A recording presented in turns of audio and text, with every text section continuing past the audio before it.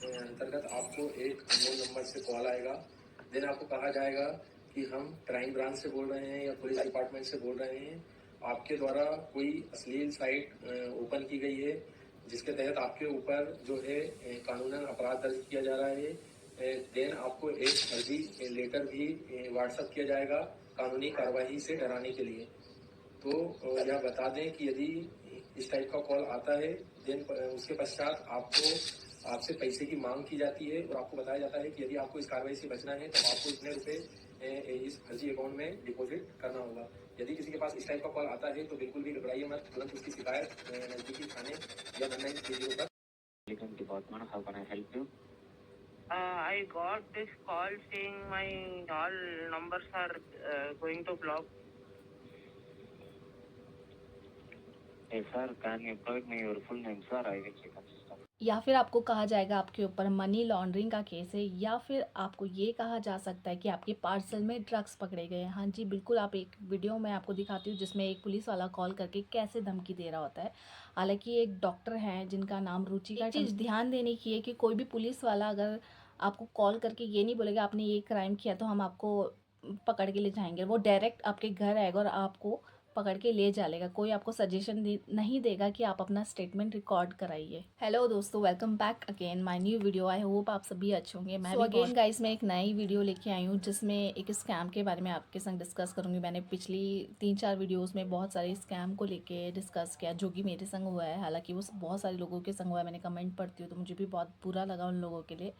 But normally आजकल जो scam करने का तरीका है वो बहुत ज़्यादा यूनिक वे में हो रहा है, यानी कि जो आप एक्सपेक्ट भी नहीं कर सकते वो हो रहा है। तो पहले जो ठगी लोग थे ना वो बहुत सिंपल वे में लोगों के संग फ्रॉड करते थे। मैं बताती हूँ कैसे करते थे। पहले न्यूज़पेपर में जो भी ऐड आते थे, अगर आप किसी ऑर्डर या कुछ ऑर्डर करते हो तो वहाँ से आपके, जो मेरे घर पर भी आया था एक बार, एक बॉक्स में कुछ आपको पत्थर वगैरह भेज दिए जाते। तो वो एक नॉर्मल चीज़ है, चलो हम 1000-1500 रुपये झेल लेते थे। लेकिन अब जो फ्रॉड हो रहा है वो बहुत बड़ी अमाउंट में हो रहा है, करोड़ों में या फिर लाखों में लोगों का चुटकियों में मतलब बैंक अकाउंट खाली कर दिया जाता है। वो कैसे किया जाता है और बहुत सारे नए तरीके उन लोगों ने ढूंढ लिए, क्योंकि वो भी बहुत इंटेलिजेंट है कि लोग स्मार्ट हुए तो फिर फ्रॉड लोग तो और भी ज़्यादा स्मार्ट बनेंगे ही बनेंगे। तो वो लोग कैसे स्कैम करते हैं मैं आपको आज इस वीडियो में बताऊँगी। कि हालांकि ये मेरे संग नहीं होता, मेरी मम्मी के संग हुआ था, तो मैं भी उन्हीं के संग वहाँ पर बैठी हुई थी जिस टाइम वो कॉल आता है, एक पुलिस वाला कॉल करता है और आपको कैसे कैसे मतलब आपको इतना डरा दिया जाता है कि आप सोच भी नहीं सकते कितना आपको परेशान कर देते हैं वो लोग कॉल पर।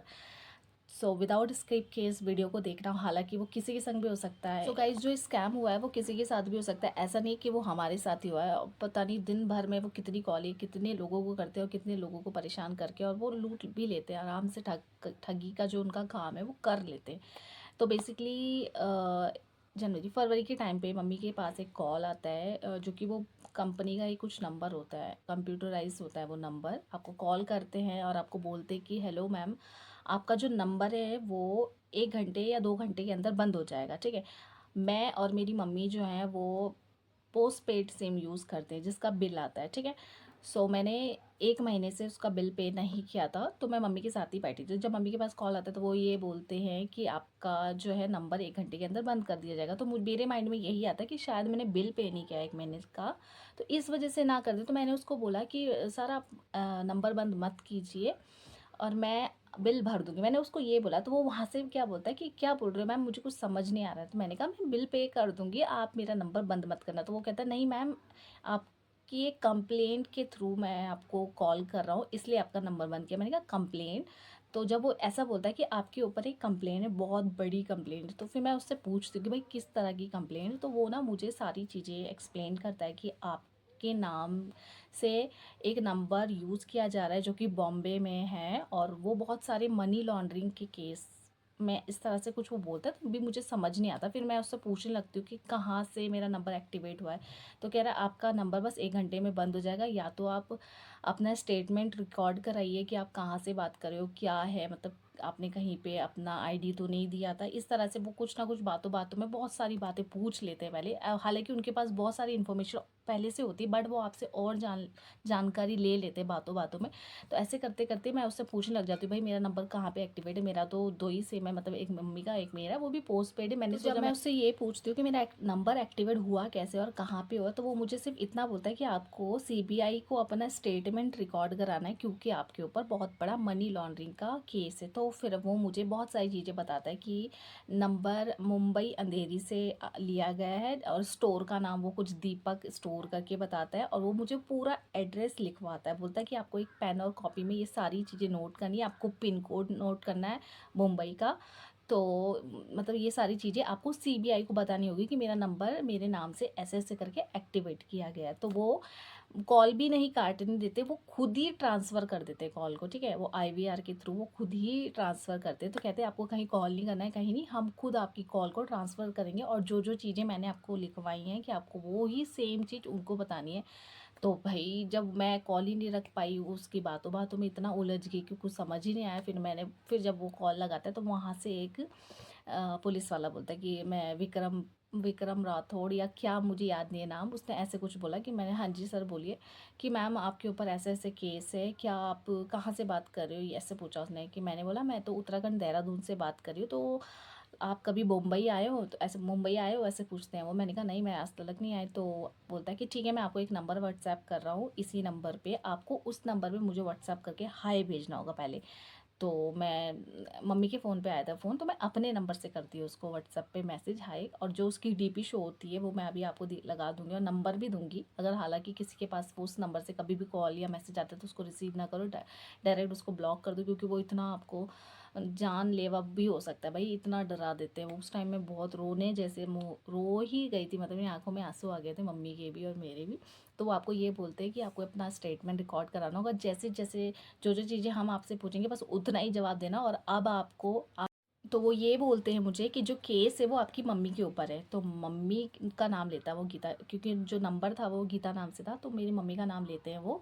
तो मैं बोलता है कि आपको किसी भी थर्ड पर्सन को इंक्लूड नहीं करना है। मतलब होता है ना घर में, अगर तीसरा बंदा आके आपकी कॉल में इंटरप्ट करे तो वो बोल सकता है मुझे कि भाई काट दे कॉल, ये कुछ भी बोल सकता है। तो वो इतने शातिर होते हैं कि आपको किसी तीसरे बंदे उठने ही नहीं देंगे। पहली बात तो वो व्हाट्सएप पे आप क्या होता है, जब वो मैसेज करता है मुझे वहाँ से, तो उसकी जो डीपी शो होती है वो सीबीआई करके सेव शो होती है, और वो कॉल पे बात नहीं करते, वो वहाँ से कॉल कट करके वो डायरेक्ट उस व्हाट्सएप नंबर पे आपको कहते हैं कि आपको वीडियो कॉल के थ्रू अपना स्टेटमेंट रिकॉर्ड कराना है, और आपको 1 मिनट के लिए भी कॉल डिस्कनेक्ट नहीं करना है, और आपको कोई भी घड़ी की तरफ नहीं देखना है, आपको दरवाज़ा नहीं खोलना है, या फिर आपको किसी तीसरे बंदे से बात नहीं करी, इतना। और उस टाइम मतलब विंटर्स का टाइम था, बहुत ज़्यादा ठंड पड़ रही थी, तो हम ऊपर थे, मतलब छत पर। तो हम, हमारा एक रूम है ऊपर, जहाँ से मैं अभी एक वीडियो रिकॉर्ड कर रही हूँ।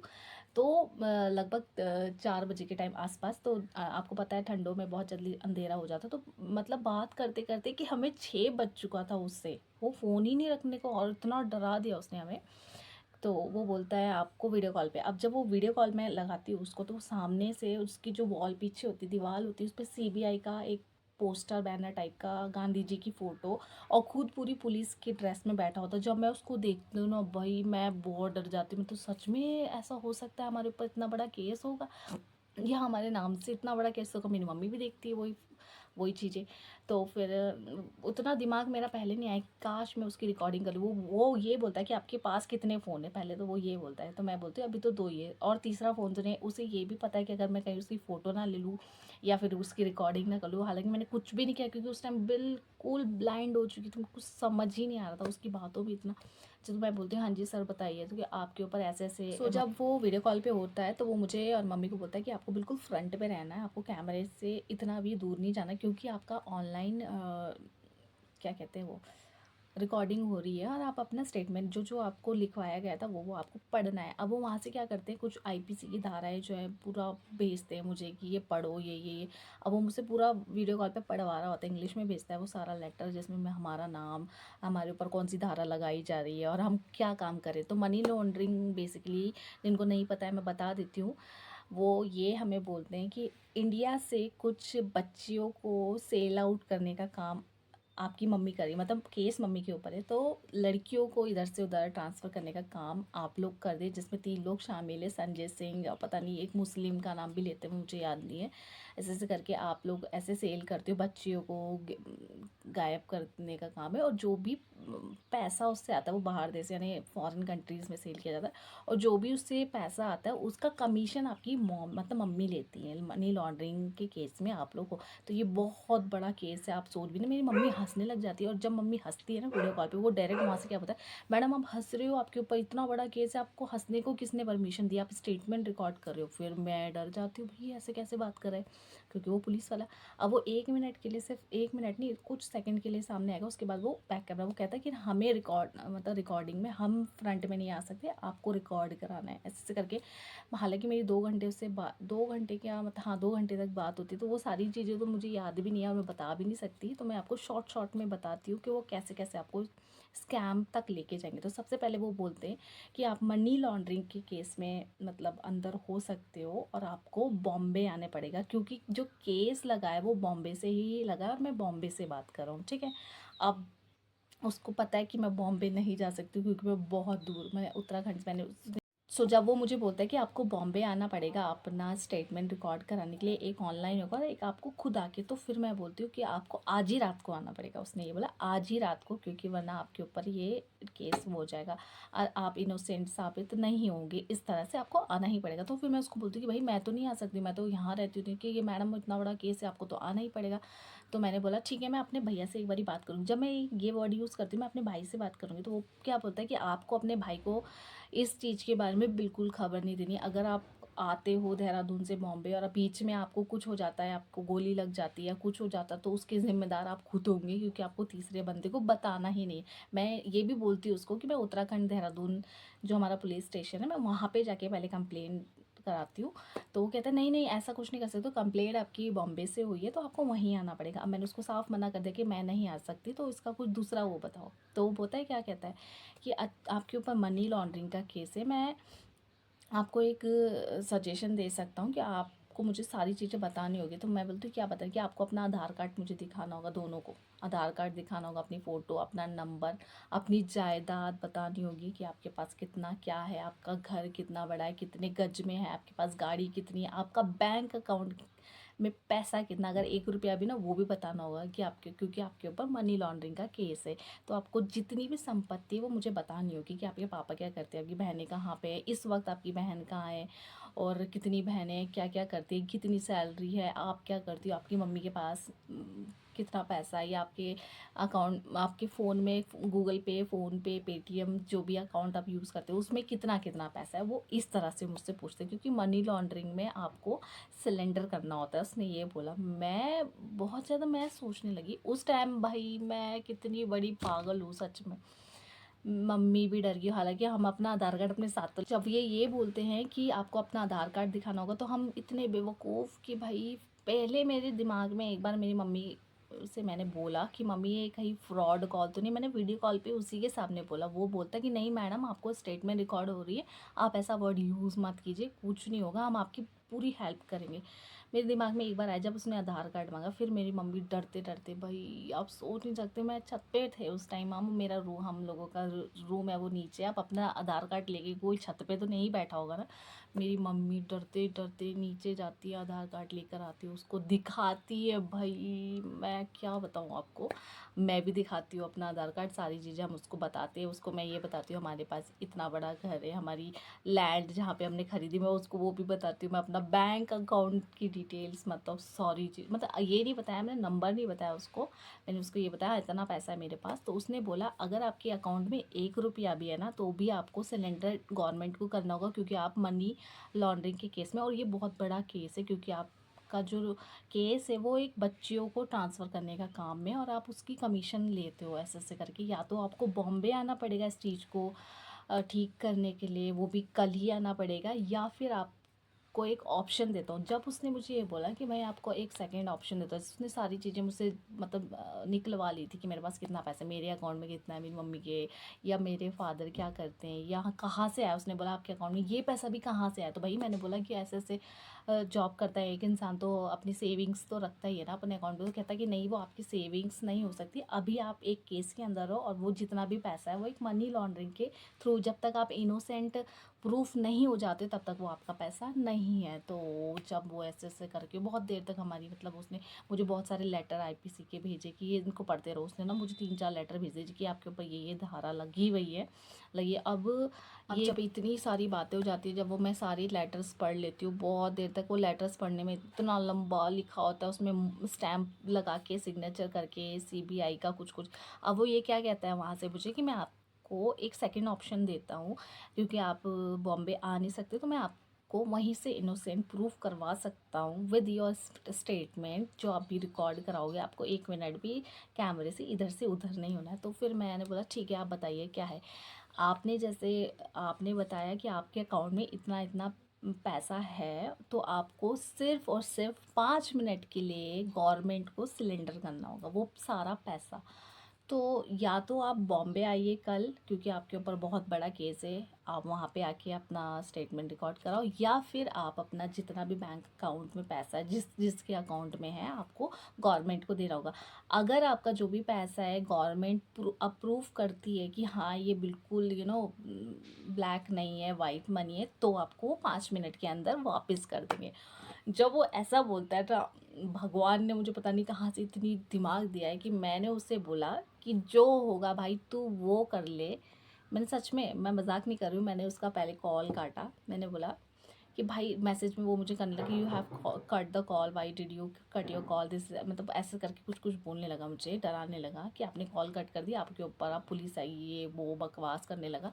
मैंने उसे बोला भाई, ना मुझे फर्स्ट ऑप्शन चाहिए, मैंने कॉल पे ही बोला, ना मुझे फर्स्ट चाहिए ना मुझे सेकंड चाहिए, जो होगा देखा जाएगा। घर पे आओ पकड़ने के लिए, अगर हमने इतना बड़ा केस, अगर हमने इतनी बड़ी गलती की तो घर पे आओ। फिर मेरा दिमाग भगवान ने पता नहीं कहाँ से दे दिया कि मैंने उसे बिल्कुल कॉल कट करके उसे इतना सुनाया मैसेज में, और बोला कि फिर मुझे मतलब, क्योंकि ना कुछ चीज़ें होती है ना, इंसान को समझ आ जानी चाहिए कि 5 मिनट के लिए कौन गवर्नमेंट को पैसा सिलेंडर करेगा। अपना अकाउंट जितना भी, उसने मुझे बोला कि इसे स्कैनर पे आप, तो जब उसने बोला कि इस स्कैनर पे आपको सारा जितना भी आपके गूगल पे फ़ोन पे या आपके जितने भी फ़ोन में जितना भी बैलेंस है वो आपको सब देना पड़ेगा, तो मैं समझ चुकी थी कि ये फ्रॉड कॉल है, और भगवान ने मुझे उस टाइम बचा लिया। हालांकि ये चीज़ें ना बहुत सारे लोगों के संग हुई हैं, और बहुत सारे लोगों ने पे भी किया है। मैं एक वीडियो देखी थी जिसमें एक डॉक्टर है, उनका नाम रुचिका है, और उन्होंने 3.5 करोड़ रुपए ट्रांसफ़र कर दिए थे, और बहुत बड़ी कंप्लेंट भी फाइल हुई है इसके रिगार्डिंग। तो गाइस, मतलब ऐसी कॉल कभी भी अगर आपको आती है ना, या आप सोचते हो कि अगर आपने कोई भी गलती या क्राइम किया है ना, तो डायरेक्ट पुलिस आपके एरिया की आपको खुद पकड़ने आएगी। कोई आपको कॉल में नहीं बोलेगा कि आपने ये करा है वो करा है, आप ये करो वो करो, ऐसा कोई नहीं करेगा। हाँ, उस टाइम जब कॉल आई होती है, मैं समझ सकती हूँ, वो मेरे संग बीती है, मैं बता सकती हूँ एक्सपीरियंस अपना, कि नहीं समझ आती है कॉल पे, वो आपको इतना डरा देंगे। मेरी मम्मी का ब्लड प्रेशर है, बीपी की प्रॉब्लम है, तो उनका जो फेस था वो पूरा पसीने से हो चुका था, मतलब इतना डर गई थी वो। तो आप स्कैमर मतलब ये भी नहीं सोचते यार, किसी इंसान की जान जा सकती है उसे कॉल से। बहुत डरा देते हैं गाइस, बहुत ज़्यादा। मैंने उसकी कोई रिकॉर्डिंग नहीं करी, लेकिन मैं कुछ क्लिप्स हैं वो मैं डालूंगी, आप देखना किस तरह से आपको फ्रॉड मतलब के अंदर फंसाया जाता है। और आपको ये 3-4 चीज़ों के लिए ही बोलेंगे। मनी लॉन्ड्रिंग के केस में लड़कों को ज़्यादातर रेप केस के अंदर फंसाते हैं, और बोला जाता है कि आपके पार्सल्स में ड्रग्स पकड़े गए हैं, या फिर आपकी बेटी है तो आपकी बेटी हमारे पुलिस स्टेशन में है, आपको जल्दी आना पड़ेगा, आप इस स्कैनर पे इतने पैसे करो ताकि उसकी बेल हो जाए। इस तरीके के आपको कॉल्स में डराएंगे, क्योंकि मेरे संग जो लोगों से मैंने ये बात करी थी शेयर, उनके पास भी आया था कॉल, तो इस तरह के कुछ कुछ बोला था, बट मेरे संग मनी लॉन्ड्रिंग के लिए ही बोला गया था। सो गाइस, आई होप आपको कुछ बातें मेरी समझ आएंगी कि जो ठगी लोग हैं, जो स्कैमर है, उन्होंने बहुत सारे नए तरीके अपना, आपको थोड़ी चीज़ें मेरी समझ आई होंगी। हालांकि बहुत सारे लोगों के कमेंट अभी आएंगे, मैं जानती हूँ, क्योंकि बहुत सारे लोगों के संग स्कैम ऑलरेडी हो चुका है। तो आगे ना हो ऐसा कुछ भी, अगर आपको कॉल आता है तो आप डिस्कनेक्ट कर दीजिए, उससे बात ही मत कीजिए, क्योंकि जितनी आप बात करोगे उतना आप डरोगे, उतना ही आप अपनी चीज़ों को दिखाने के लिए एक्सपोज कर। बहुत सारी चीज़ें समझ में नहीं आती उस टाइम पे, बट कोई भी ऐसा पुलिस वाला आपको कॉल नहीं करता। अगर आप कोई भी गलती करते हो वो आपको डायरेक्ट पकड़ने आएंगे, और आई होप आपको वीडियो अच्छी लगी होगी तो डू लाइक शेयर सब्सक्राइब और ये वीडियो को शेयर करना ताकि आने वाले टाइम पर किसी के संग भी ऐसा फ्रॉड ना हो। सो मिलते हैं नेक्स्ट वीडियो के संग, तब तक के लिए stay tuned to my channel.